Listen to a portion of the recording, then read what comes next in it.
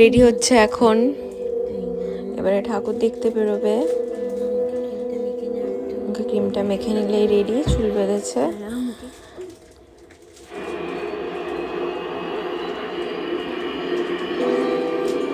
এবারে মাম্মা ঠাকুর দেখতে বেরোবার জন্য রেডি হয়ে গেছে।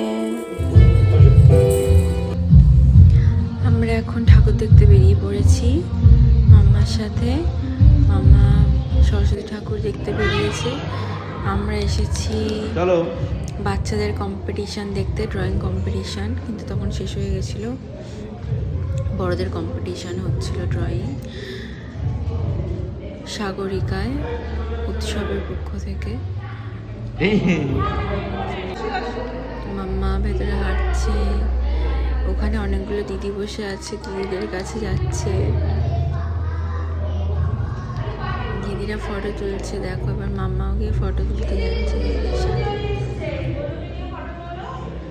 এ বলছে আমি নেবো, বলছে আমি নেবো। ওখানে আবার একটা দিদি রাগ করেছে, কারণ সেই দিদিটাকে দেওয়া হয়নি সানায়াকে।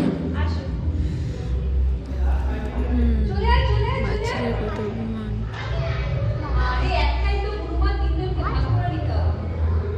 দিদিগুলো দেখো টানতে টানতে নিয়ে যাচ্ছে ড্রয়িং দেখতে।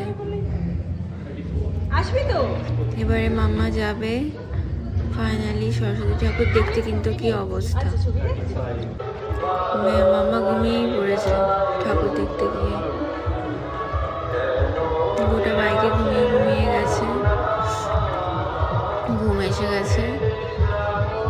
এইভাবেই মাম্মা সরস্বতী ঠাকুর দেখলো ঘুমিয়ে ঘুমিয়ে।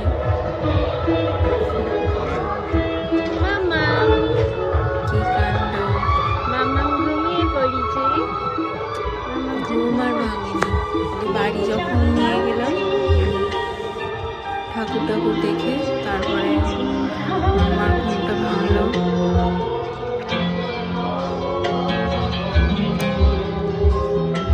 সেই কিউট ডল ঠাকুর।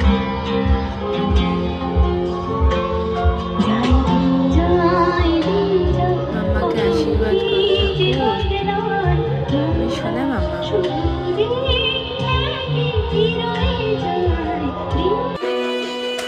বাড়িতে এসে দেখো সুপার অ্যাক্টিভ, ঠাকুর দেখতে গিয়ে ঘুমাচ্ছে, বাড়িতে এসে এখন শুরু হয়ে গেছে ওর কাণ্ড।